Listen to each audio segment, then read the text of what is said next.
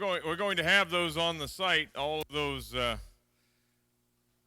recordings, except for 18 minutes of lost tape. They got burned out. Now, does anybody else remember what is significant about 18 minutes of... Yeah, the old Watergate thing, right? 18 minutes of lost tape in the Watergate thing, so yeah. Anyway, it's good to see everybody here tonight, and we are certainly grateful for the time that everybody has spent, the things everybody has done. You know, I'm grateful to Dan, of course, and Sally for feeding me and taking care of me and my wife and all this kind of a thing. And I was telling him today, I said, you realize, Paul said, as long as you got food and, actually the word is covering. I said shelter. It could mean clothes or shelter. As long as you got food and shelter, you ought to be happy with that. And I am. I am. That's good stuff. And also to Ethan for putting this all together. I know he worked hard to do all this and got things in the newspaper and everything else. And it's rather sad that the community is not more interested in saving their own families. You know what I'm saying? It's really kind of sad we didn't see more community here, because I know there's families out there that have plenty of problems, but you've got to want to fix yourself before you can be fixed. You've got to want to fix yourself before you can be fixed. And so that is why we're working hard to try to get this, but we can never give up. We can never surrender. Even Noah never surrendered in his battle to try to win others. And you can't give up. You can't stop. And in the process, he was able, of course, to save his own family. And believe me, if you get out of this life and all you have to show for is saving your own family, it's well worth it. Every minute you spent, every breath you took, everything you did in this life, if you can save your own family, and that's all, it's well worth it. So with that in mind, I want to get back to families tonight. We're talking about children tonight, raising up children. I want to go to the book of Ephesians again, but we're going to jump out of Ephesians chapter 5. We read that text, and we're going down to chapter 6, verse number 4, or 1 through 4. Chapter 6, verse 1, it says, "Children, obey your parents in the Lord, for this is right." Amen? It's right. It's a good thing, young people.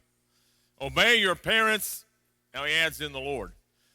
Now, I'm going to take that to this point of what I believe. I believe when you look at that, you got to realize what he's getting at is you obey your parents as long as you don't have to disobey the Lord. Right? It's just kind of the same way with marriage. Wives be in submission to their husbands as long as that doesn't cause you to disobey God. Right? The Apostle Peter said we ought to obey God rather than men. And that stands not only for the government, as he was talking to at that particular point, and it is about the government, and I won't get into politics because I'll be here all night, right? So we'll just talk about the fact that he's talking about the government. He says we ought to obey God rather than men, and that stands the same with husbands, wives, children, whomever. If your parents are telling you to do something that's wrong, then you don't do that. They want to get you involved with some criminal activity, don't do that. They want to do something with you immorally that shouldn't be done, and we know there's a lot of abusers out there in this world. Don't be involved in that. Get away from that. Report it to somebody. Try to get away from that situation. Young folks, get away from that. So the point here is obey them in the Lord. But do obey them in the Lord, right? If your parents are telling you to do something, if it is not against God, listen and do it. Don't whine and kick and complain and act like a little pouty baby. Just do it. Just do it. So obey your parents in the Lord. Honor your father and mother, which is the first commandment with promise. Now, that only not just carries to those who are in submission at home, that carries on to those who are outside the home. Jesus Christ used this to condemn the Pharisees because of how they told somebody, if you give money to the church, that means you don't have to support your mom and dad anymore. That's what Jesus was talking about there. He said, you tell people, look, if you're giving money to the church and you say, I gave it to the church, I gave it to the Jewish church, I gave it to God, they're saying you don't any longer have to support your mom and dad. You don't have to honor your father and your mother. Matthew chapter 15. And Jesus said that was wrong. He wasn't talking about young people. He's talking about older people. When you get older, You honor your father and your mother. You take care of them in their old age. That's my retirement plan. I wish Clint was here. I'd pick on him right now, but he's not. So that's my retirement plan. I got kids. I don't need money. I got kids. Yeah. And I taught them to work hard, and they will take care of me. They will. I know they will. That's one of the benefits of raising up your kids well. I know that they work hard. I know they'll take care of me. So no matter what happens, I'm free as a breeze, right? I've got it made. So honor your mother and father. Honor them. You'll feel good about yourself when you do. Even if you have parents that maybe don't deserve honor. Maybe they're not as good a people as they could be or should be. Maybe they're not Christians. But it's kind of like Peter was talking. When Peter was talking to the wives in 1 Peter chapter 3. He said, you be in submission, you do what's right, you act right, you be humble, and you can win the husband. Maybe one day you'll win your mom and your dad. Maybe. I won my mom. Took a long time. Took a long time, but I won her. I didn't disrespect her. I didn't despise her. And eventually I won her and my grandmother. I won them both to Jesus Christ, baptized them both. One of the greatest days of my life was baptizing them. And so honor your father and your mother. Bite the bullet. Do the right thing. Live a spiritual life. Honor God. And great things will happen for you. Verse number 3. It'll be well with you, he said, that you may live long on the earth. That's the promise. So that's the first commandment with promise. That you will live long. It will be well with you and you'll live long on the earth. And you fathers, do not provoke your children to wrath, but bring them up in the training and the admonition of the Lord. Now, I'm going to talk more to parents than the kids. I think kids, young people, and what happens to them and how they become is more a result of how you are going to be as a parent. And I want to look at this very well when we look at this thing of you parents, you fathers, bring them up well in the training and the admonition of the Lord. And do not provoke them to wrath. Now, that was very interesting to me years ago when I read that. Don't provoke how does a parent provoke their children to wrath? What are the things that a parent, and I thought about that very well, because at first it seemed, what does that mean? Then I began to think about it and I realized, oh, I see what it means. What do you think? What are some of the things that a father can do that will provoke his children to wrath?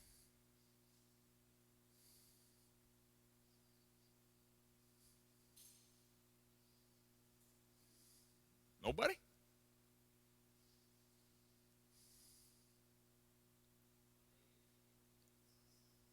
What's that? Yeah, negative influences. Can you give me an example of that? A negative influence? Peer pressure. Poor parent. Yeah.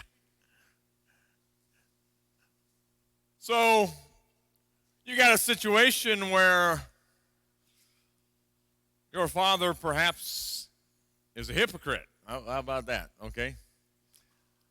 You talk about poor parenting. What kind of things can a father do that would be poor parenting that's going to provoke you to wrath? Kind of poor parenting is kind of broad. Give me something specific. I'll give you a specific one. Nobody else got. I'll give you a specific one. My father, as good as he was a pretty good guy all around, you know. Raised me up well, whipped me when I needed it. Thank God for that. Took care of me well. My father one day caught me smoking cigarettes. Now, that's not a good habit to get into. I hope you understand that. But I started at a young age. I started when I was about 11 years old smoking cigarettes.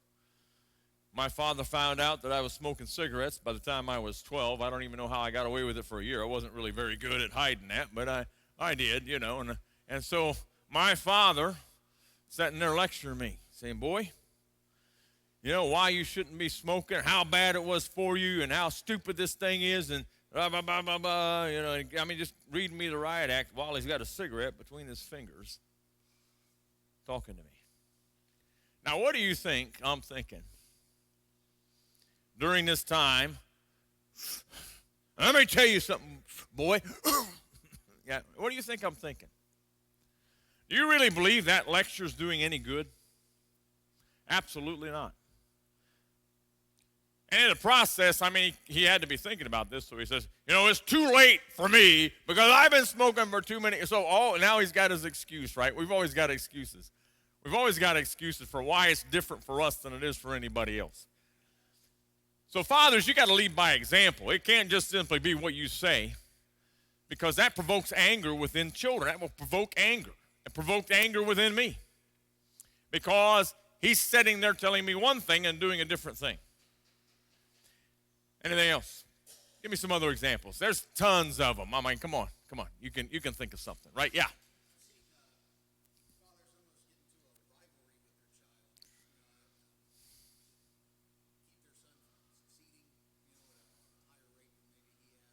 Oh, yeah. There can be a jealousy or envy factor. We see this in so many aspects of life, though. You got maybe your son is excelling better than you. He's a little getting older. Maybe he's going to excel better than you at something. Maybe he's going to be a better farmer. Maybe Jonathan's going to out-farm, his dad, and maybe he's a better carpenter or whatever, and then all of a sudden he's better at Dad, he may not like that. He may begin to try to pull him down a little bit. This happens in so many industries, actually. I used to work at a factory. It was the same way. Those old guys didn't want the young guy excelling of them. I was running a machine one time. I went to the factory, and I was working new. I was a new guy there at Ohio Steel Foundry, and I'm running this machine. And they told me on this machine, they said, look, boy, don't run more than 12 of these parts a day. Not more than 12 in a day. And they set the machine up for me, running like grandma. Slow, cutting that little. All it is cutting out a pocket on a tool to braze in a carbide tip. They're telling me don't run more than 12 a day. I can run 12 of them in a half an hour, right? They're saying don't run more than 12 a day. First day I ran 72. They weren't happy. Right? They do not want somebody to excel them.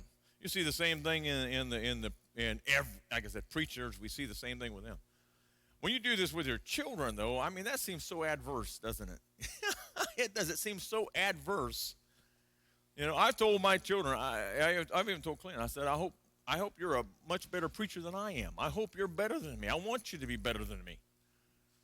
And I tell that to the guys. I tell them to the guys in God. I say, look, you're getting everything I got. I'm not holding anything back. I'm giving you everything I know. Maybe not me much, but you're getting all I've got. And if I give you all I've got, and you add to it whatever you've got besides that, you ought to be better than me. So be better than me. I want you to be better than me. And in the end, I get glory for that no matter what, right? I mean, you think about it. Think about all the people that Paul converted who ended up converting someone else and someone else, someone else. And the way I look at it is everybody that gets converted by him, well, hey, I converted him, right? That's going in my crown, too. It's going in my crown, too. So, yeah, there can be this. There's an envy. You can have envy over your children or whatever. Anything else? What else? Yeah. Sports. In what way? Be more specific.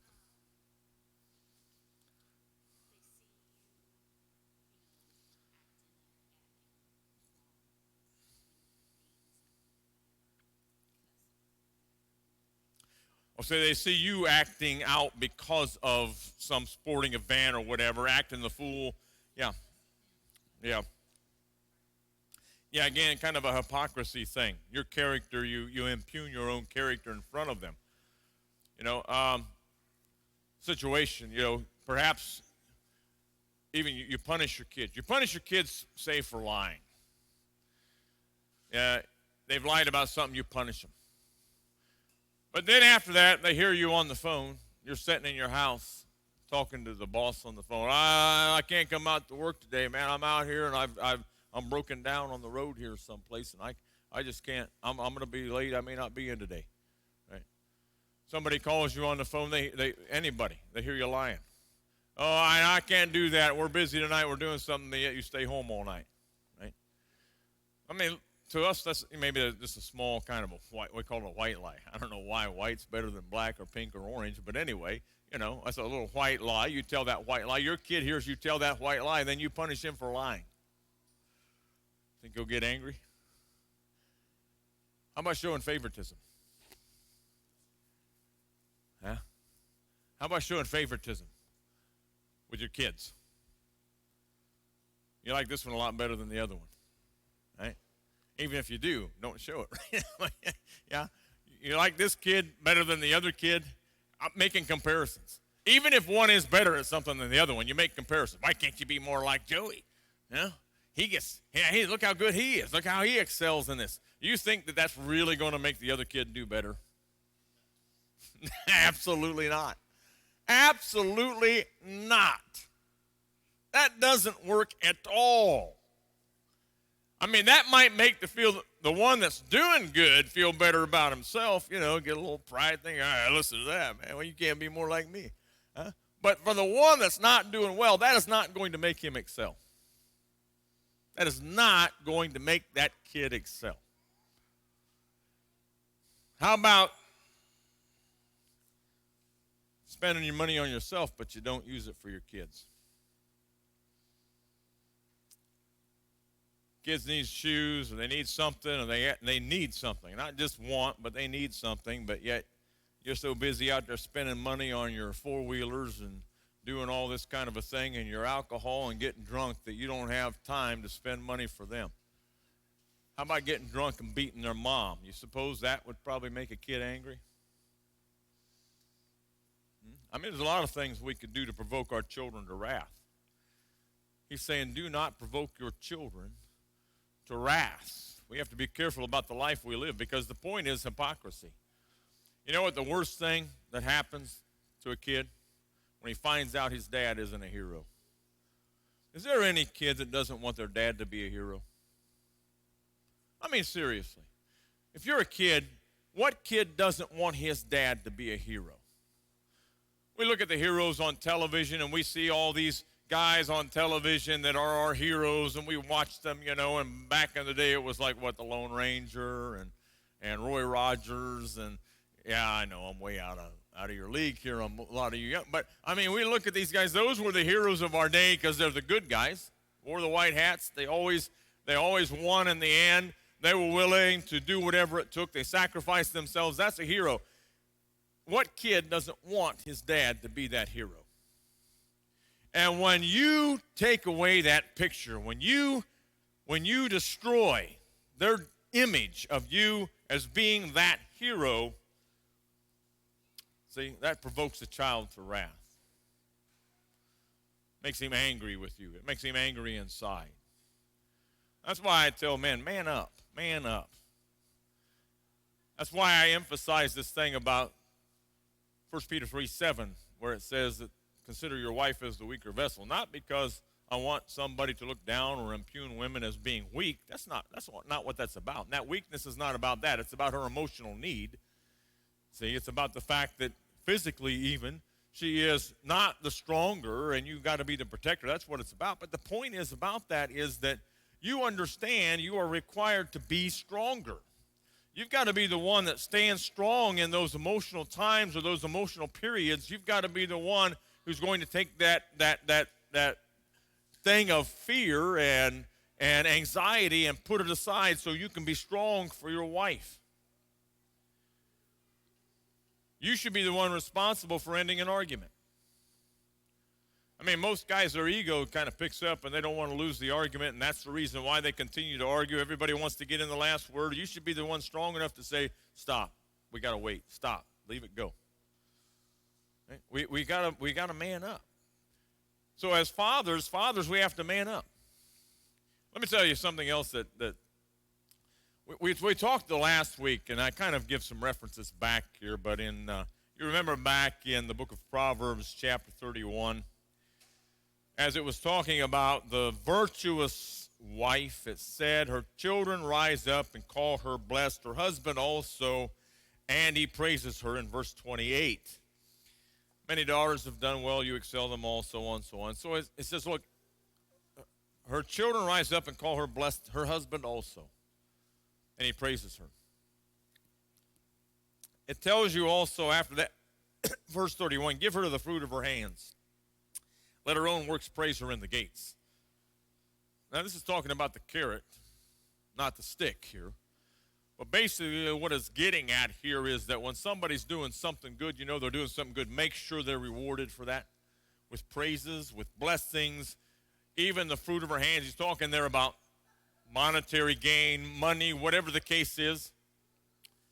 I mean, I've known guys before that the wife be working, they're working, they keep all the money, spend all the money, spend it frivolously, don't put it on the right things. So you make sure that they are rewarded for the things that they're doing. The same way with your kids. I mean, you realize, even you think of yourself in this matter, how, and we talked about this the other night, about how you feel if you don't get praise. Now imagine you're a kid, because I remember this, you know, when I was a kid. I went out one time, man, and I cleaned up the whole yard. I went out there and I cleaned up the yard and I got everything nice and neat, you know, and I mowed the yard and I got it all good. And man, it looked really nice. You know, it just really looked nice. And all I'm thinking is the whole time, I want Dad to say something when he sees this.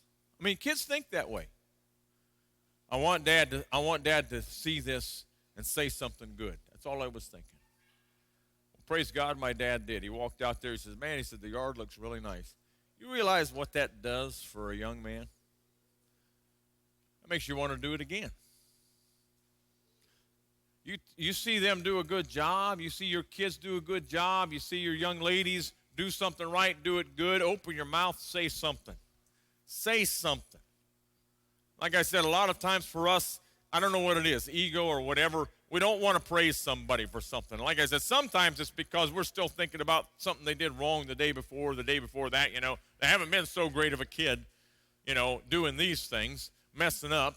But now they've done something good, so if I praise them for that, maybe that's going to enforce what they already did bad, and I'm not. No. You see them doing something good, praise them for that. They worked hard, praise them for that. Like I said, if you work for somebody and all they ever do is complain about what you did wrong and never tell you what you did right, they never encourage you and say, man, you did a good job there, that just pays such dividends to do that. Don't provoke your children to wrath by being stupid, by being hypocritical, by not being the hero you ought to be. And mothers the same way. I mean, we look at mothers. This is about fathers in general, but even mothers the same way.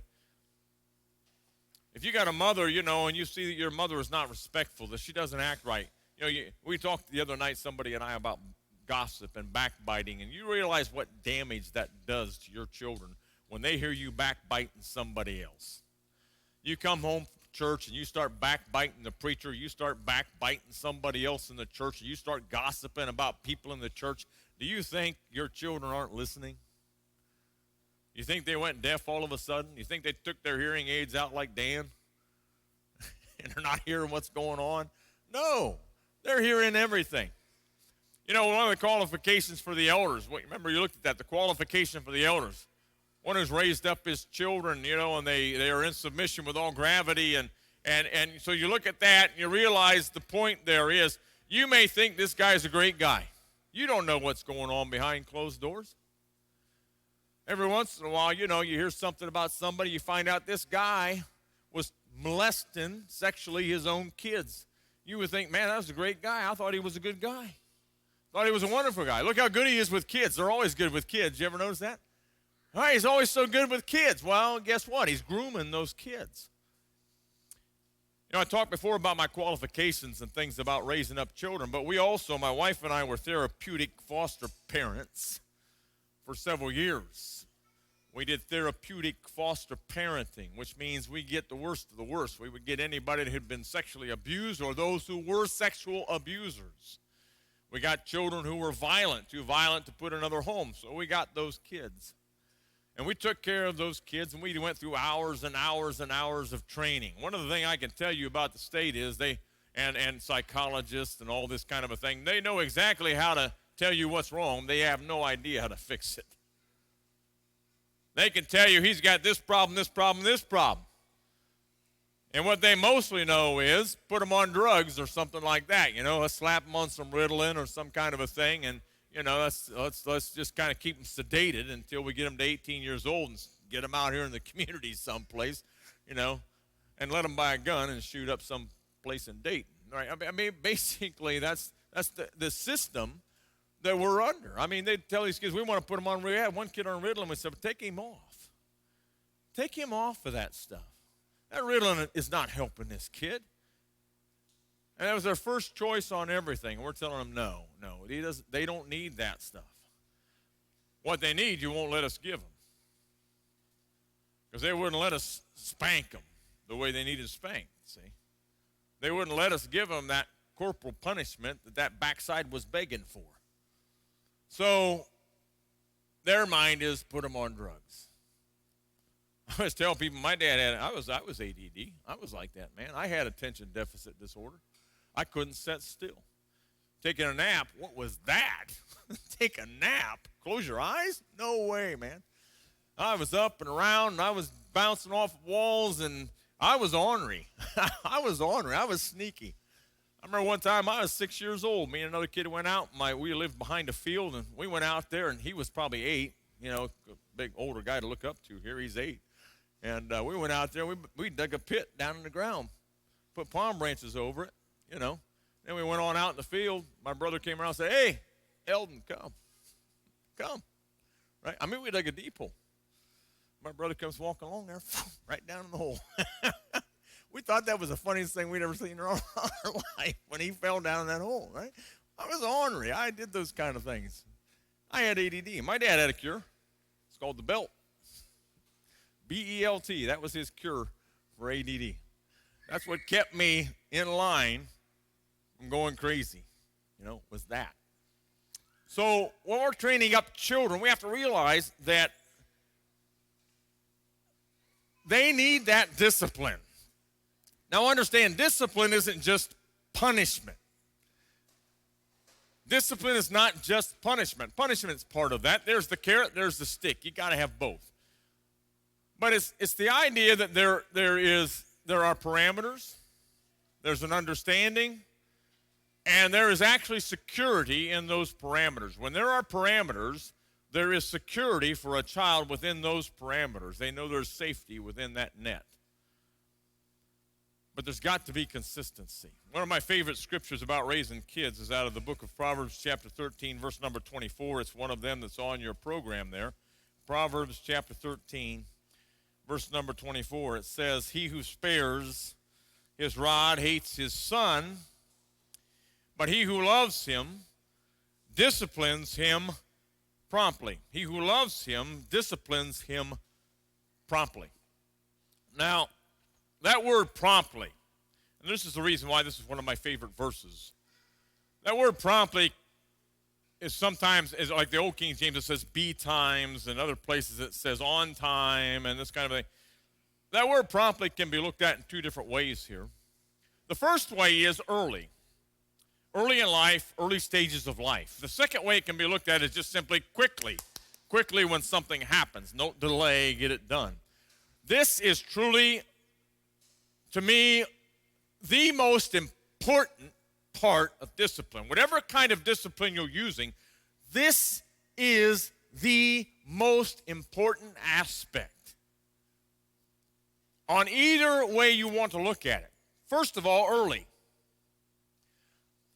It is reported, and I believe it 100%, that 80% of your child's personality is going to be developed by age 6. I believe that. I believe that.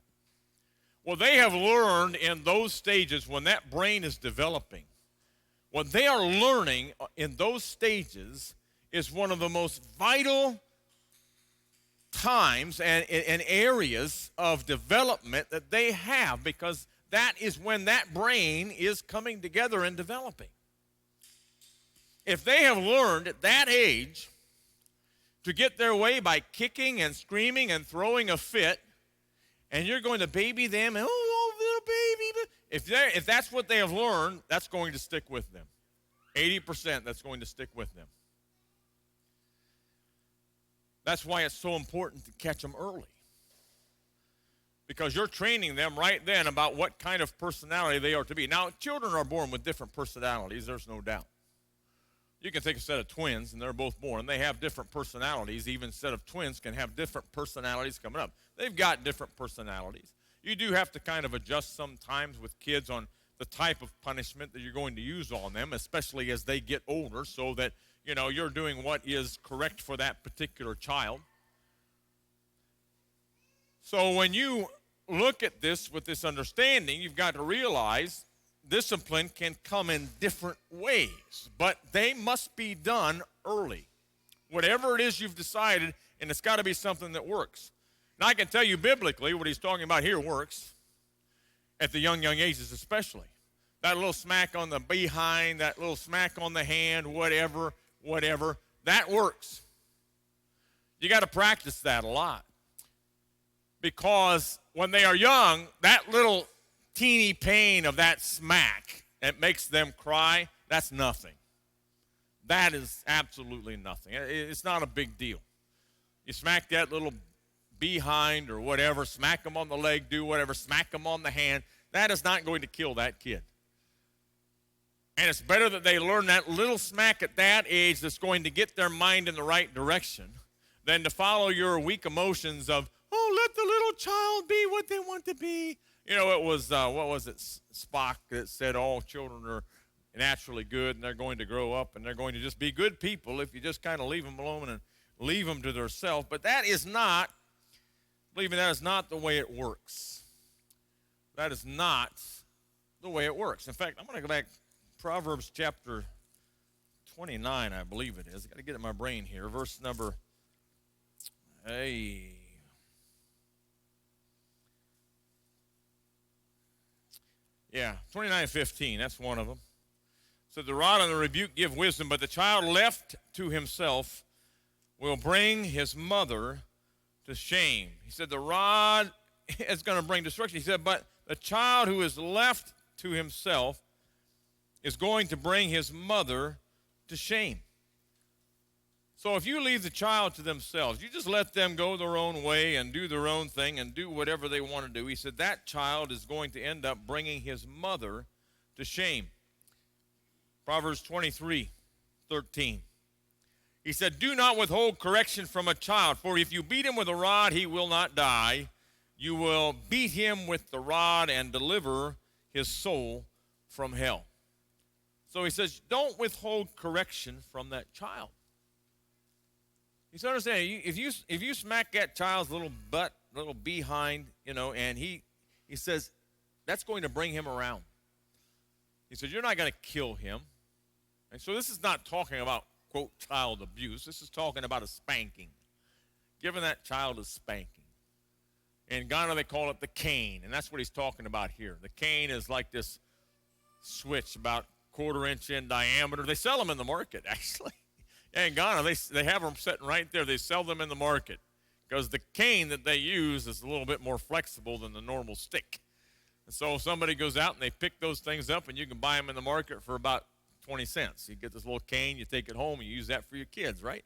So it's there. They buy that so you can just smack that behind on that kid. So, yeah, you see them in the market, right? Because they understand. Yeah, that kid needs the switch.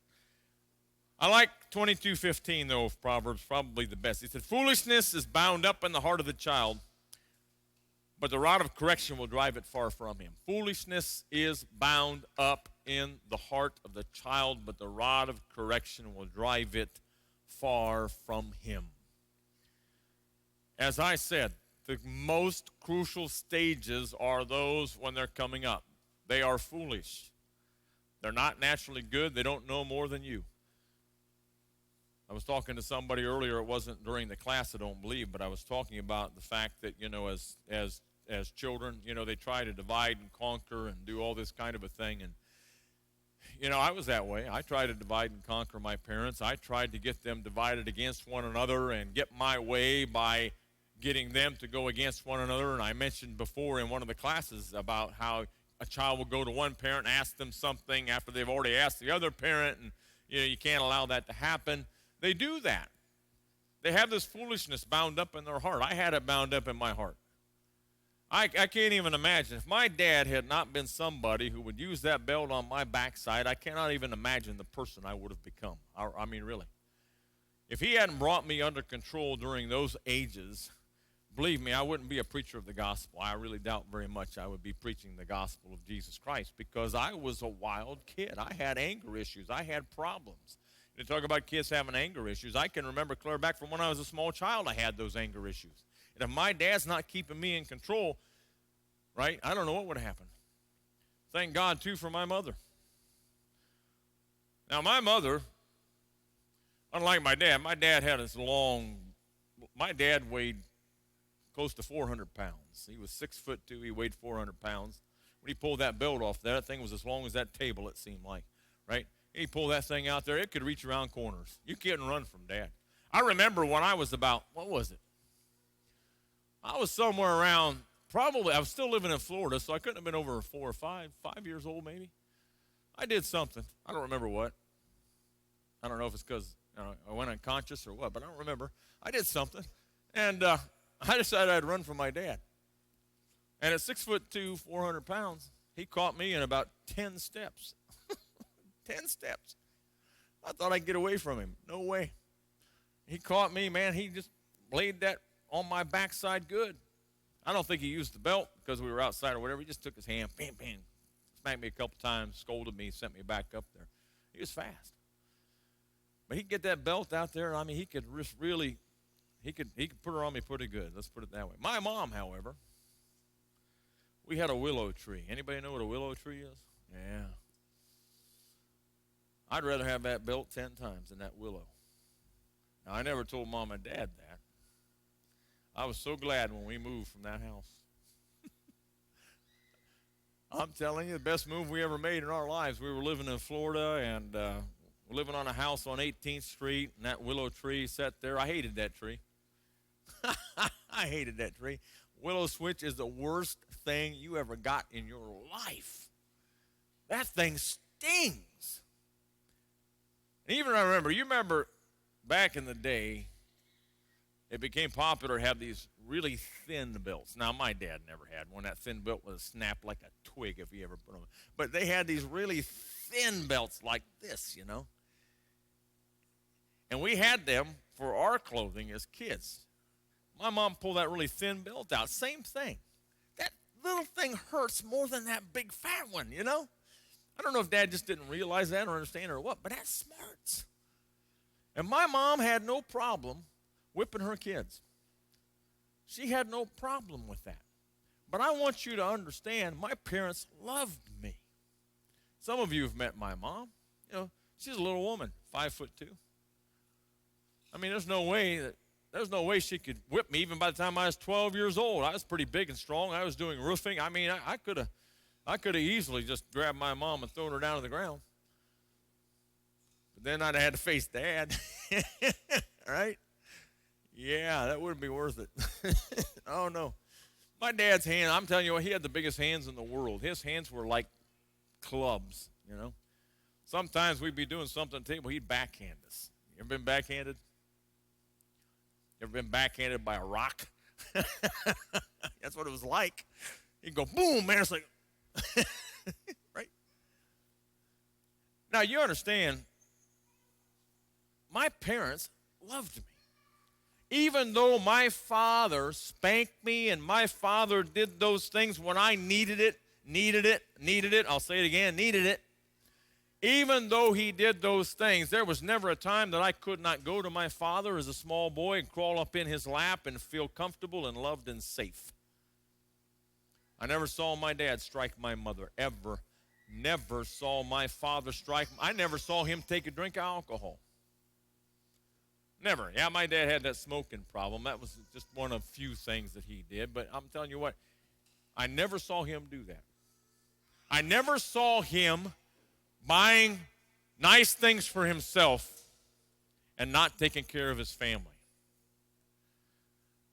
My dad's attire, his clothing, consisted of about 4 or 5 work uniforms and maybe 1 or 2 pieces of good clothing that he would wear to church, and that was the extent of what was in my father's closet. He was not a materialistic man. He did not care more about things than he did about his family. And so when I look at those things, I realize my father, he truly loved me. He was never hateful. He never cursed me. He never called me a name. I never had my father call me stupid or an idiot or any kind of a name like that. And those are the things we do sometimes that can cause our children to be provoked to wrath, right? Call them an idiot, call them stupid, call them those things. You think that's going to help? You think that'll make your kids better? See, those are the things that I'm talking about here. You raise these kids up, discipline them, but love them. It was Benjamin Franklin who said, whip well, love well. He said, whip well, love well. Even back then, he understood and tried to make people understand that with your kids, you've got to love them and discipline them. That's the only way it works. If you're a disciplinarian who doesn't love your kids, it'll fail on you. It'll fail on you. I still believe those kids are going to come out better than a kid that didn't get any discipline at all and was spoiled to death, right? And over mushy loved, I call it. Because that over mushy loving and spoiling them turns them into something that just is so hard to reverse. I mean, if you see it when they grow up, if they're spoiled kids growing up, they'll be spoiled adults when they've grown up. And that is something that's hard to get around. But those who have been disciplined, they may have some issues of anger or whatever, but those things are generally easier to fix than some child that's been spoiled to death. And I've had to deal with both, and I know. So when we look at this, bringing them up, start young. When Clint was crawling yet, close to a year old, he wasn't quite walking yet. He's still crawling, and we had this television stand back in this day. You had the television that looked like a huge box, right? And it's set on a stand, a metal stand, and underneath the metal stand, what did you put there? Magazines, right? We don't even need magazines anymore. Hey, you put magazines, newspaper. What is that? Well, it's like an app, a paper app, right? So it's a paper app we would put underneath the TV, and so he's crawling up there, and he's playing with those papers and stuff, and I pull him back, and I said, no. No. The first word a child learns is no. Not their name, not mama, dada. The first word they should learn is no. I told him no. And he kind of looks at me, and he goes back over, and he starts reaching up there and grabbing those papers again. So I took him, I smacked his little hand. Maybe you think that's mean. That's not mean. That little smack on the hand, that's good for him.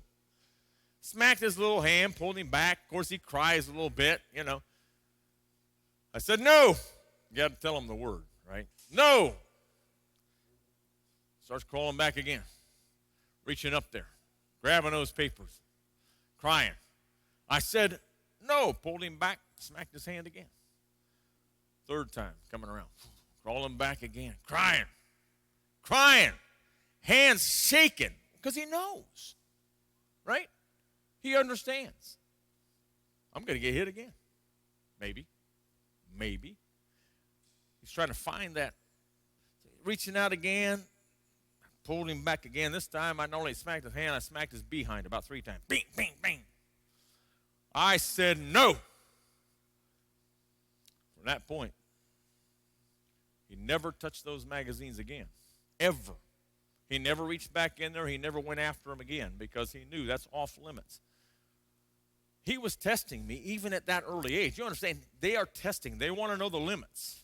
They are trying to find the limit and at what point you'll break down.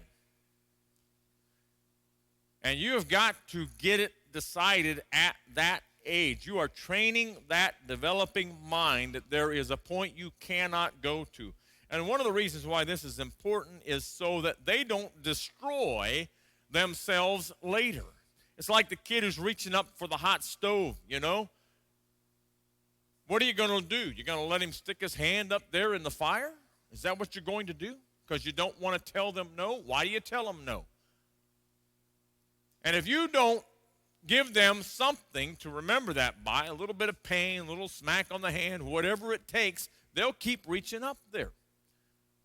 And they will hurt themselves or destroy themselves. Now multiply that over in life when they become a teenager, and you haven't taught them to be disciplined, to stop at a certain point, then they're going to reach out and try drugs, alcohol, whatever. They're going to keep going after things because you didn't learn to tell them no at a young age. You didn't train that developing mind to understand there are parameters. There's things you cannot do. No matter how much you whine or cry or throw a fit, it's more important that you learn discipline than it is that I don't feel bad about punishing you. And that's what it amounts to. It makes me feel bad to hurt my little child. It makes me feel bad to see them cry. So I'd rather see them grow up and be undisciplined, drug addicts, going to jail, having children out of wedlock, than to punish them at an early age. This is the decision you're making at an early age. You're training the mind. It's not about hurting them. It's about training that mind. Now, when they get older, that changes, obviously. I mean, I wasn't spanking Clint with the belt when he was 16 years old. Now, both of my kids came to a point at that age. I would say probably around the time they're hitting adolescence, I'm using other avenues to try to train them or do whatever. Before I kind of get into that a little bit, though, I want to go back and regress back to the promptness thing.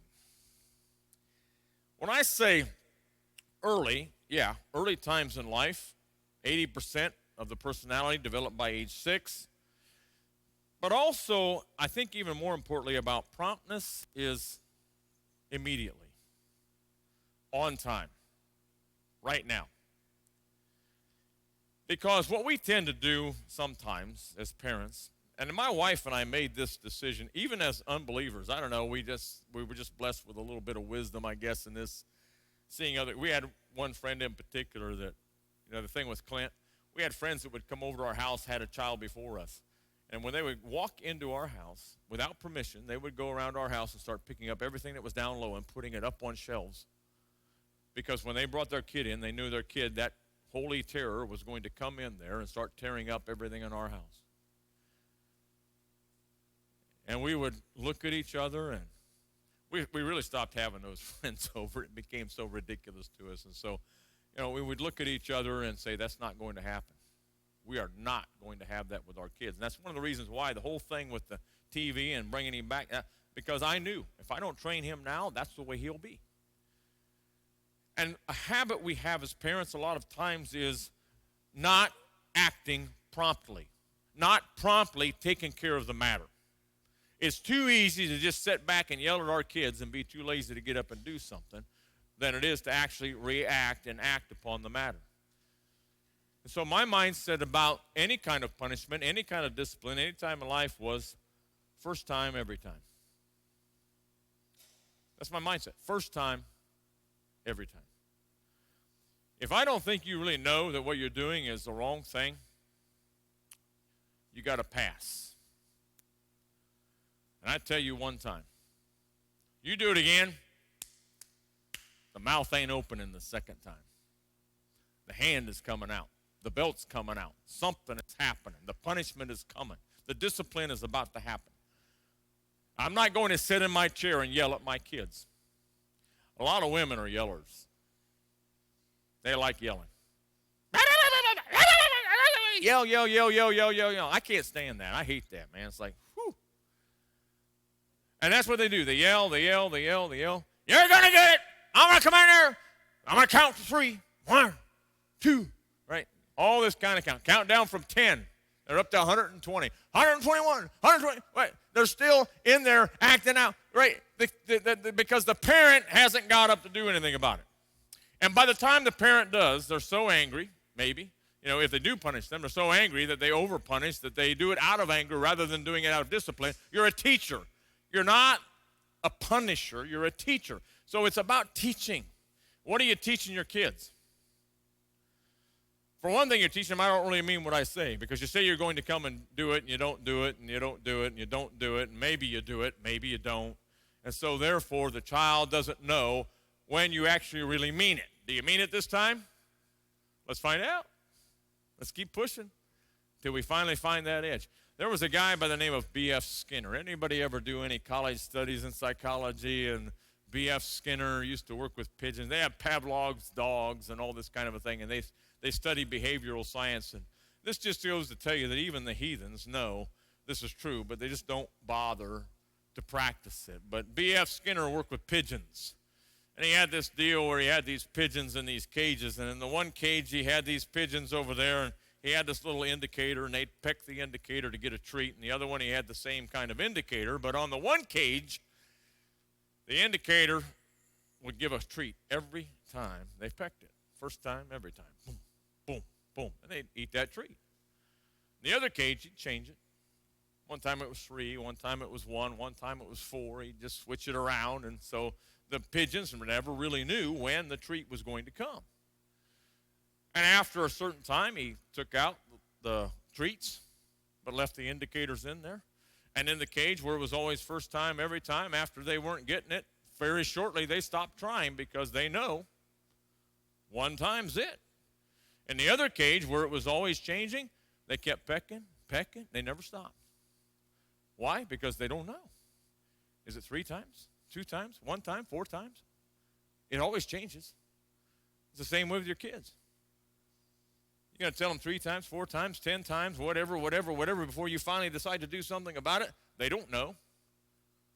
So they'll keep pushing the button until you finally act. The point is, if they know it's coming first time, every time, Clint will tell you this story. You know, Clint's going to Thailand this year again for the second, third time, and he wants to try to start a work over there. That's where his heart's at. I wished myself it had been in Africa. But I don't control my kids' lives, and I don't try. The way I look at it is God has a calling for you, and I'm not God. And I don't know. I never tried to control what my kids became for a living. I told my son when he was young, you want to be, work a garbage truck. I don't care. You want to be a fast order cook. That's what he said he wanted to be when he was like 5 or 10 or, 10 years old. I think he said, I want to be a short order cook. I don't even know where he heard the word short order. He said, I want to be a short order cook. I said, I don't care. You want to be that? That's fine with me. Be it. Whatever you want to be. As long as you're good at it, as long as you want to do it, as long as it makes you happy, do that. You don't need to be a lawyer or doctor, whatever. So he wants to go to Thailand. I'm like, I'm behind you. Even though in my heart it's like, man, I wish you'd have come to Ghana with me, right? That would have helped me. But hey, that was his heart. So he decides he's going to go there, and he's been there a couple of times. And he told me, he said, Dad, he said, man, you don't believe it. He said, the way it is there. He said, those kids, they'll be down there doing video games, doing whatever. They're stuck up in this thing. The dad will come in and say to them, just walk in the room and say, do this. Immediately, they don't hesitate. They don't say, oh, Dad, no. He said immediately put down what they're doing. They get up, they go and do it. Don't question, don't whine, don't complain, don't say a word. They just get up and do it. He said, man, it's so neat because they understand. You don't have a choice. It's not like I'm going to wait. I'm not going to allow you to mouth off to me, to whine, to complain. My dad wouldn't let me whine. My dad did not let me whine. He allowed me to cry after a spanking. I think he timed it. He'd give me like maybe a minute and a half, right? And then after that minute and a half, he'd tell me, you don't shut up. I'm going to give you something more to cry about. I knew what that meant. Right? I got another whipping coming. And I'd suck it up.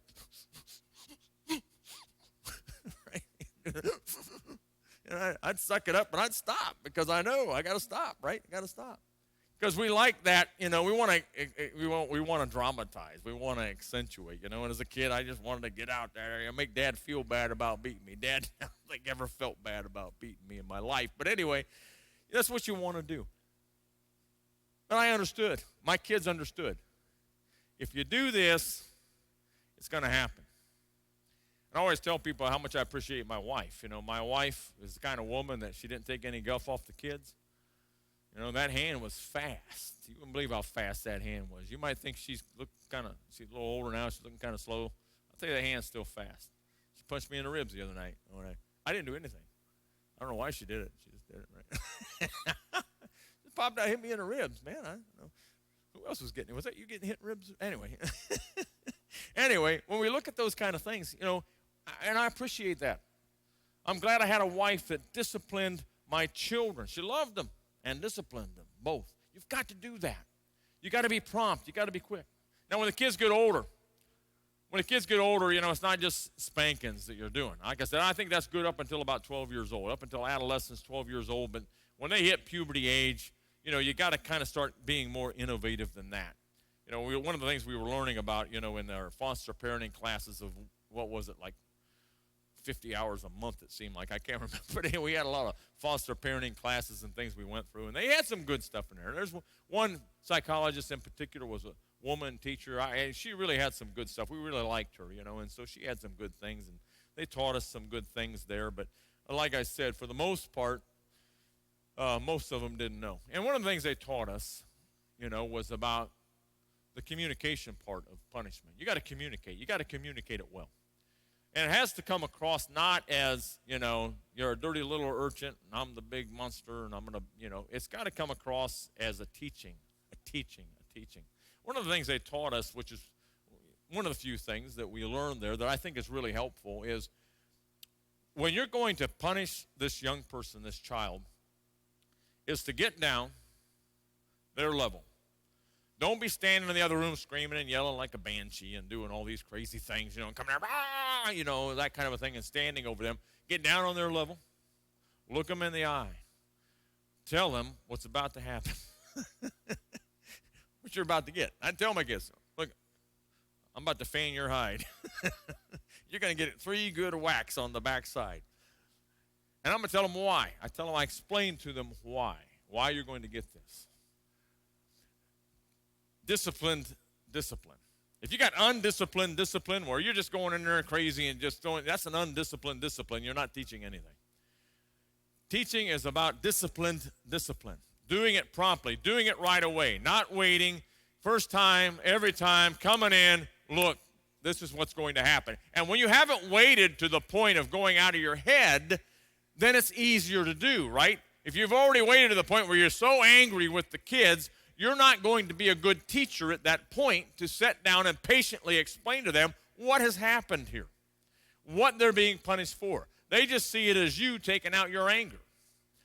So you've got to do it first time, every time, so that you can do it with a disciplined mind. You go in there, you explain to them, this is what's going to happen, this is why. And it's going to happen every time you do this.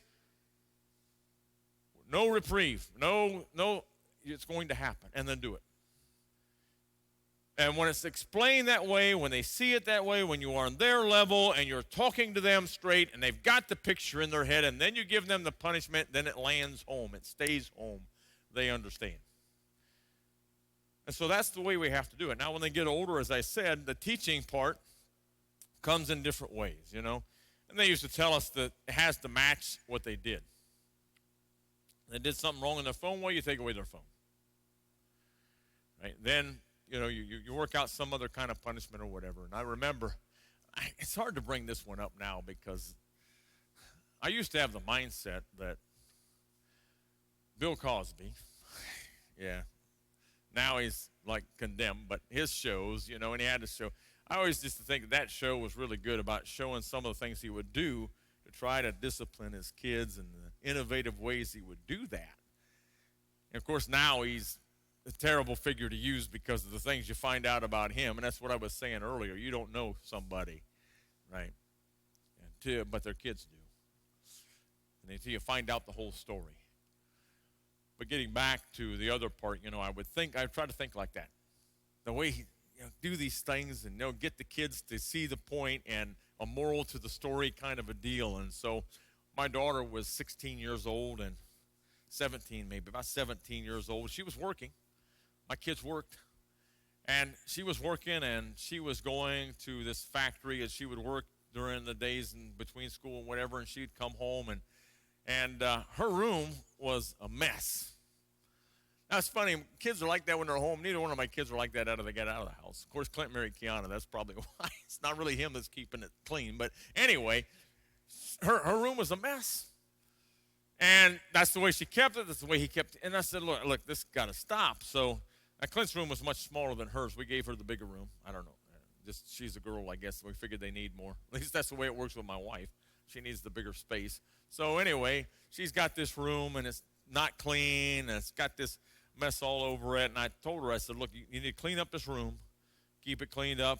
I'm tired of telling you, clean it up. So she cleans it up that day. And, of course, the next day, it takes one day. How does it do that in one day? One day, the thing is a mess again. I said, how am I going to do this? And I thought, well, this is what I'll do.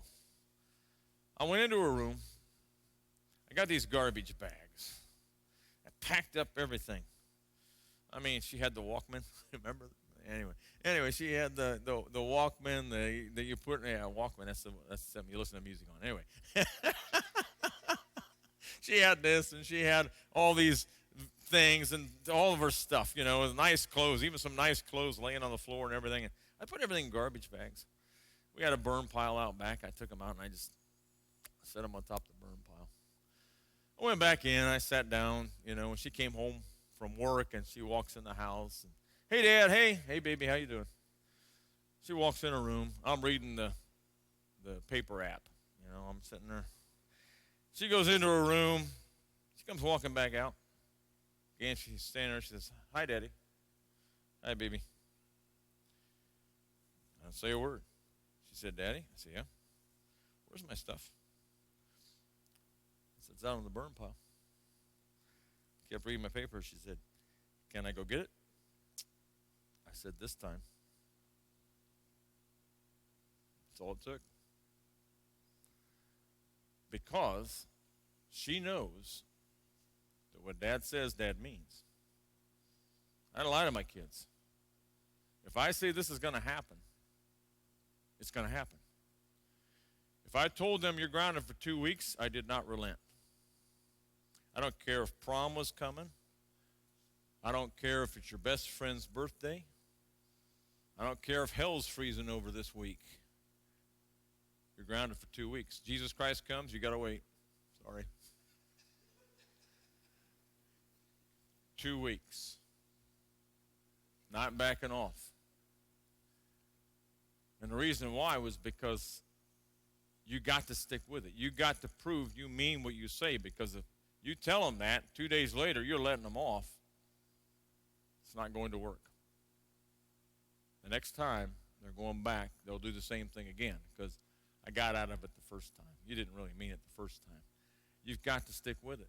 Sometimes that hurts me more than them. I hate it. I hate it sometimes. I mean, I wouldn't be thinking about what's coming up in 2 weeks when I say you're grounded for 2 weeks. Can't leave the house. I wouldn't be thinking about what's coming up. And I'm telling you what, it's painful. It's painful for me to see them not being able to do what they were wanting to do, this thing that they had their hearts set on. That hurt me. But I knew it was more important for them to understand you've got to learn discipline.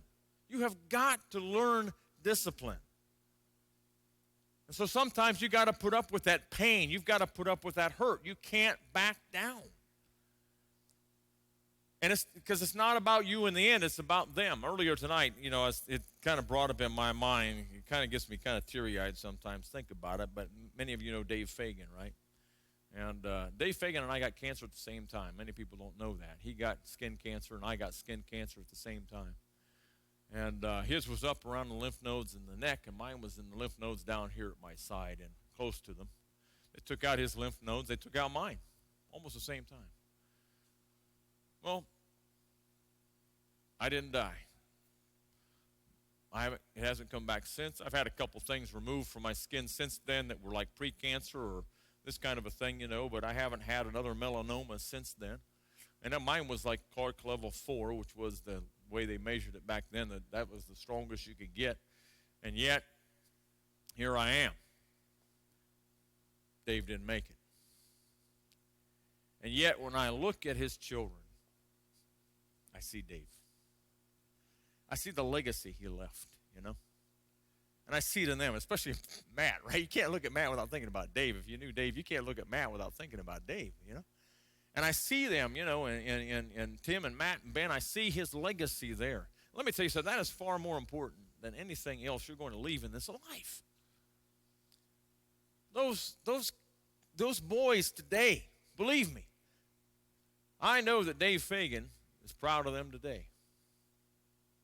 I know today he lives on in them, in what he left with this world. That's why it's so important for us. I said the other day, people are so concerned about the world we're going to leave our kids with. I'm concerned about the kids I'm leaving this world with. It's like everything you look at. Jesus said, seek ye first the kingdom of God. These things will be added to you. Sometimes we're focusing on the things that we want added rather than what he's saying to focus on. You focus on the kingdom of God. Don't worry about those other things. That's God's job. He'll take care of that. And so what he's telling us as parents is, you focus on making your children something good to leave with this world. You let me worry about the world. Because if we do that, the world will change. If every parent had the mindset of, I want my children to have good character, to be good people, to be strong, I want them to have the discipline in their lives to be what they need to be, then this world would be a better place. And I wouldn't have to worry about the world I'm leaving with my kids.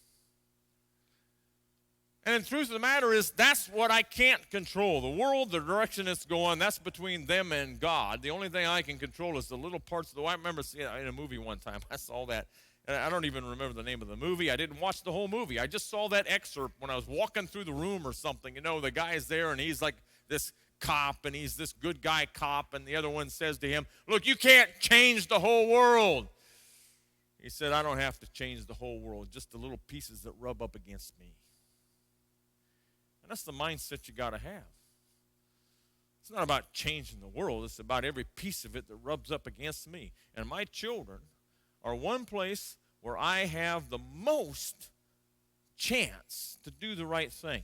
They're with me for 18 years or more of their life, that I've got that opportunity to make something good out of them, to help them to be the kind of person they need to be. That's my responsibility.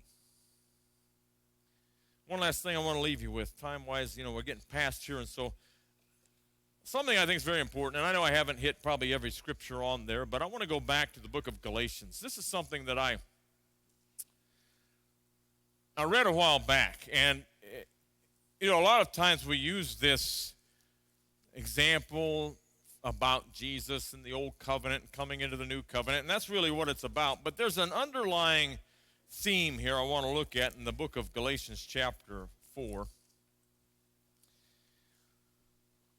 Jesus is giving an example that he can compare growing from the old covenant to the new covenant. But this example fits in so many other things.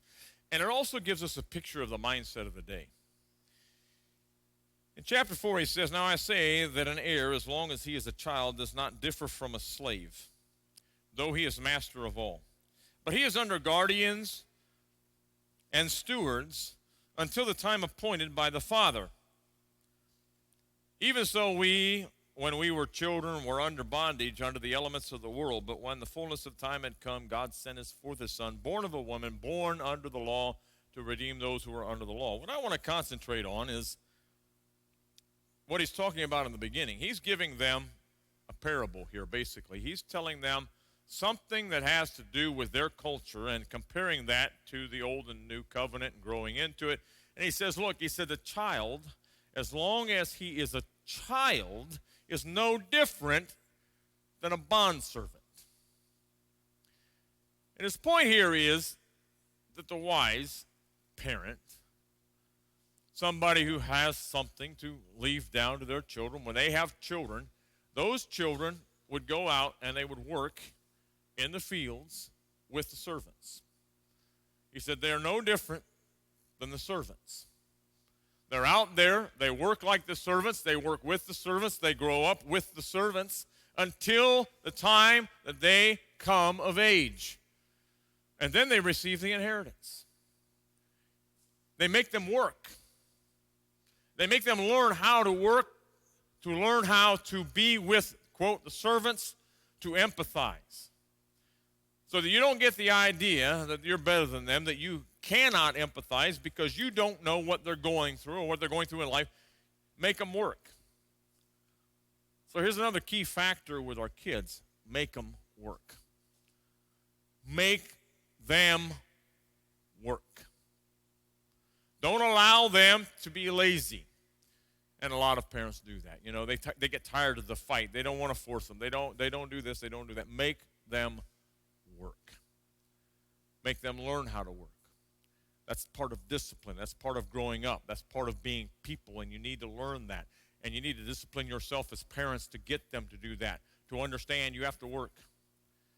Yeah, maybe you're going to inherit something later, and you're going to get all these things. You've got to learn to work. The hardest thing for us sometimes as parents is to not get involved. The greatest parent in the world is God. Does God give you everything you want? Does God make everything come easy to you? No. No, he doesn't. He makes you struggle. He makes you suffer, and he has a reason for that, because if you don't struggle, if you don't suffer, if you don't work hard for things in your life, you don't appreciate them, you don't appreciate God, you forget about God. That happens in history over and over and over again. When things are going well for Israel, what do? They forget about God. Adam and Eve had it made in the shade, right? The real shade, man. Shade all around, nice 4 rivers coming in, clean, full of water, all the food you want to eat, no weeding to do, no crops to have to go out there and plant and bear. It just grows nicely all by itself, and it's all great. And even with all that, they still turned against God. And so then God said, well, I'm going to give you all this now. Now you're going to have punishment. You're going to have problems. You're going to struggle. You're going to have to work by the sweat of your brow. You women are going to have pain in childbirth. There's going to be problems now because of the fact that you did this thing. Did he do that just because he loves to punish people? Did he wait 1,000 years to bring this upon them? No, prompt right now. You got it right now. It's going to happen today. You got this coming. Immediately, you're out of the garden. You got to go to work. You got to do all these things. Why? Because I just like punishing people because I'm angry. No, because he knows that's what you need to learn and come back to God. You got to struggle. You got to struggle. The problem with America today is we got too much. We've got too much. That's why people don't need God, because they have too much. Teach your children to struggle. Let them struggle. Watch them struggle. And let them figure it out. Don't be jumping in there and keeping them from everything. Don't be protecting them, especially when they brought it upon themselves. Let them go through the consequences. Don't be saving your kid out of every problem they get themselves into. My kid does something wrong, and if they had gone to jail for it or whatever, guess what? You're going to sit there. You're going to be there. You're going to struggle there. You brought this upon yourself. I'm not going to try to get you out of a situation that you got yourself into. If you deserve that, the punishment comes upon you. Sometimes the punishment of that thing itself is good enough. Did you learn your lesson, son? Did you learn your lesson, girl? That's the question I asked. Did you learn your lesson? Do you understand what you did, how you got yourself into this? Have you figured out what not to do in life? I mentioned before, one of the things, and I don't have a lot of time to get into this, but about disfellowship. A lot of people don't practice disfellowship. We practice disfellowship at our church. I've had disfellowship family members, daughters and sons and grandchildren and this kind of a thing as they got older, and the situation came up, we had to disfellowship our grandson. He's a great guy, but he was having struggles and problems. All my children have had struggles and problems.